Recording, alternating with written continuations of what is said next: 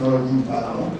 I was at Ile-Ife during the opening ceremony, and by the grace of God, we'll be together by the time we closing the session on Friday.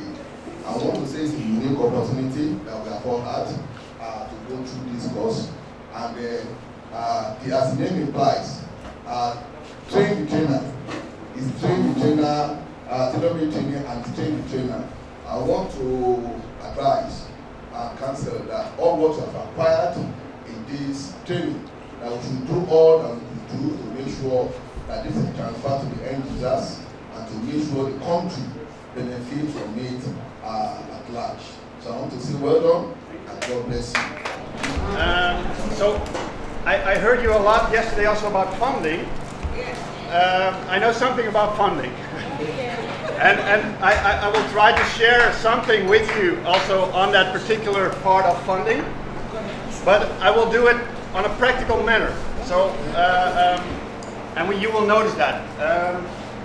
And besides being a coordinator, I'm also lecturing strategy and change management. And within, I am really fond of the topic of leadership. I understood that you have a leading farmer group, lead women, but everyone involved here is a leader, and I will come back to that later on.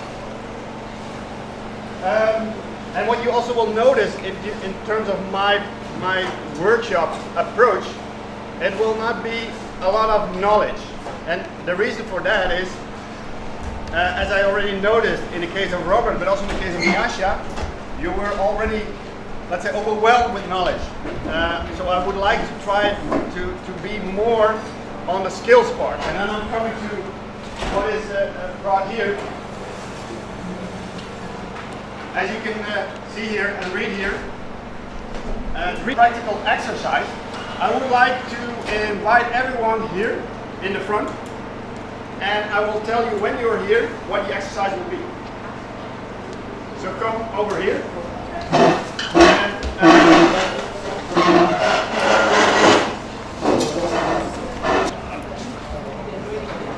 We already have to come across this border as well.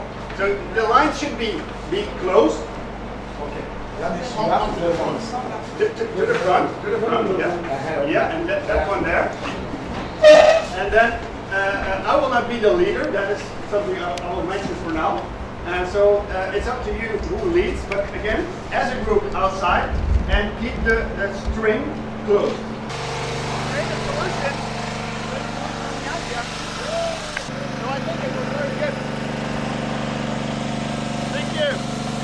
We will go inside again. Yeah? So for us, we think that one of the best ways to address that, especially from the perspective of the strictness of the system, is to speak with the farmers whose milk are rejected. When you speak with them, they will be able to understand why the procedures are in place, why the quality control measures are in place to have good quality milk. And global warming is really becoming a serious issue, and agriculture has a main role to play in that. So that is the whole discussion on carbon dioxide and carbon footprint. It is focusing only on global warming and the effects of that. When it comes to nitrogen, there is another issue. The effects of nitrogen are not related to global warming, but they are related to the effects of biodiversity, the loss of biodiversity. And when they have good forage management for dry season and wet season together, and provided all the other things are in place. So they will then develop and end up in the commercial sector. So continue on that, and if you're able to deliver the 5 post notes, also on Thursday mid-morning, then we can build up, as we introduce the backbone implementation plan, we can use that to build up on our plan. Is that doable for everyone? Do we have questions before we close for the day? Questions, clarifications? Okay, so if there are no questions, we have come to the end of our day. Nigeria dependent on the production of milk cars, and the country is now looking for a way of mitigating the problem of nutrition, food production, especially dairy, even in Nigeria. And that is why this training is organized and is sponsored by NUFFIC from the Netherlands and Tailor-Made training. The that were trained are expected to extend the knowledge to students, farmers, and everyone that has to do with dairy science. A lot of thanks to our facilitators from VHL and Jacob from Netherlands, the good capacity of our systems.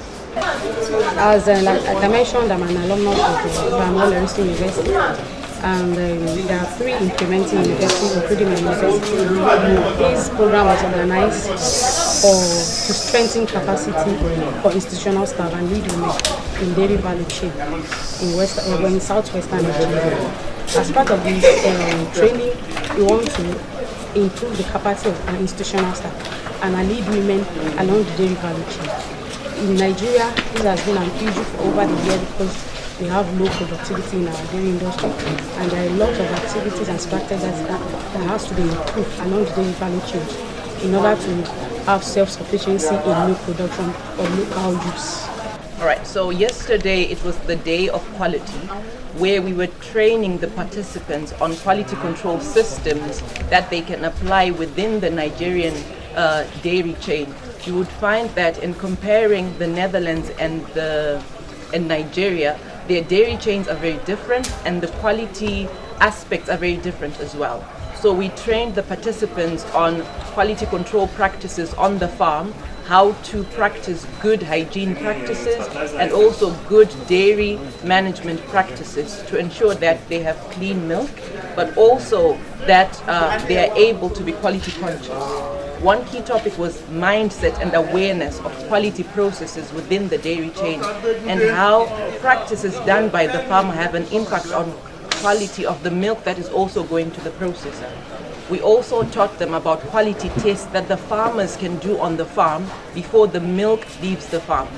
Awareness was raised mostly about the use of antibiotics, and antibiotic residues a concern in the milk, not only for processing but also for public health. The aim of this training is to train the lead farmers,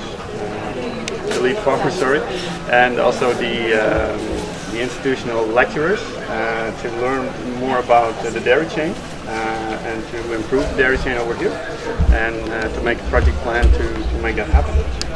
And yeah, we enjoy this training very much, and we hopefully we will have a good plan at the end of this week to be executed in the coming half a year. I'm expecting them that they have a clearer view on what the dairy chain is and how to improve it, what their own role in that particular chain might be, and also that they are able to understand their own adding value in that whole process, and eventually to make a good project and to make it happen, and to make some changes. Well, describing this training, I would say that I might be missing words, but basically I would say that this training has broadened our horizon on the dairy value chain in Nigeria. In fact, it's an eye-opener. It has given us a very great opportunity towards the dairy production. In Nigeria, we have a very low production of the milk product, but with this training, we as the student staff, we can train our students, we can even train the farmers so that we have more milk in Nigeria.